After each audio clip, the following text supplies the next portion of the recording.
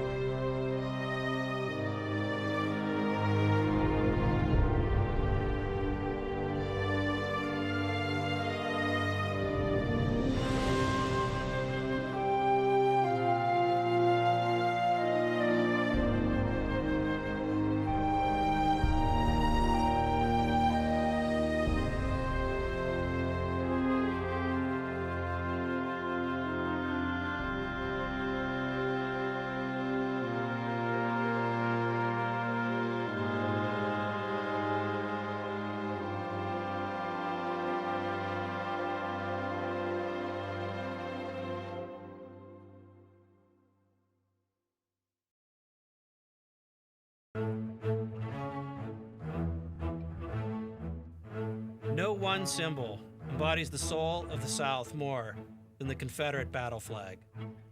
Early war Southern battle flags consisted of a field of 3 equal horizontal bars, red, white, red, and a blue canton decorated with white stars, representing the states of the Confederacy. This pattern was similar to the national flag of the United States, and for that reason, on smoky battlefields, it was easily confused with the Stars and Stripes. Consequently, this specific flag pattern was discarded by units in the field and replaced by a battle flag of a new design. The newly designed flag, square in shape with a red field, traversed by a blue St. Andrew's cross edged in white, contained 13 stars. The new pattern was first issued to Confederate units in Virginia in late 1861, where it became known as the Army of Northern Virginia battle flag. High-quality silk purchased on the open market was used to construct the first issued battle flags. Some flags were sewn by ladies' sewing circles, while others were local products made by friends and loved ones for units going to the front. With difficult economic times, silk soon became scarce in government depots. Wool bunting was substituted in 1862 and became the primary material for Confederate battle flags through the end of the war. By the spring of 1862, nearly every unit in the Army of Northern Virginia had been issued this standardized battle flag.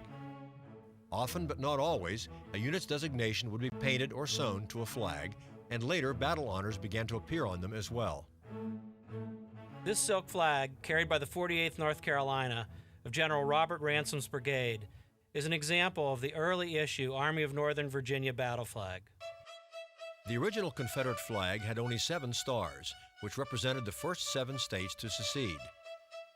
These states in order were South Carolina, Mississippi, Florida, Alabama, Georgia, Louisiana, and Texas. This Confederate battle flag has 13 stars, which represent the original 7 seceding states and the 4 additional states that seceded after the firing on Fort Sumter in April 1861. These states were Virginia, Arkansas, North Carolina, and Tennessee.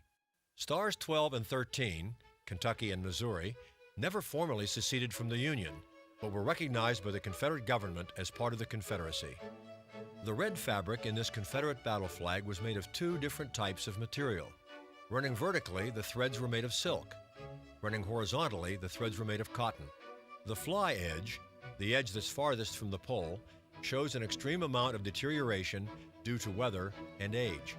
The blue bars on the flag are made of silk and are in the shape of a St. Andrew's cross. When you look closely at the blue bars, you'll see the painted stars. Earlier versions of the Confederate battle flag had painted stars.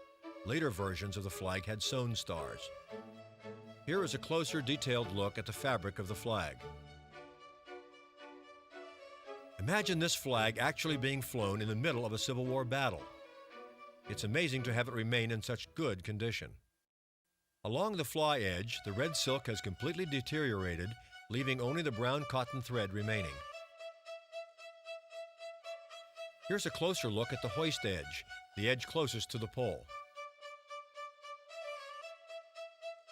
Here's a detailed look at the flag's center seam, and also the center of the cross where the 2 bands cross each other.